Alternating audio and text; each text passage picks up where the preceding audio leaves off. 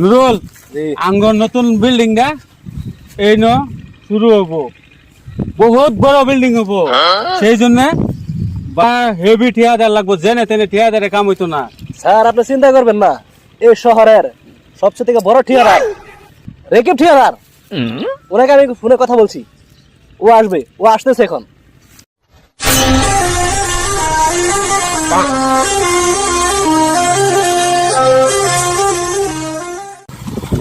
Sir এই দেখেন রেকিব ঠিকাদার, যাকে আমি ফোন করেছিলাম, ও চলে এসেছে। ঠিয়াদার আবার বাইক দিয়ে আছে।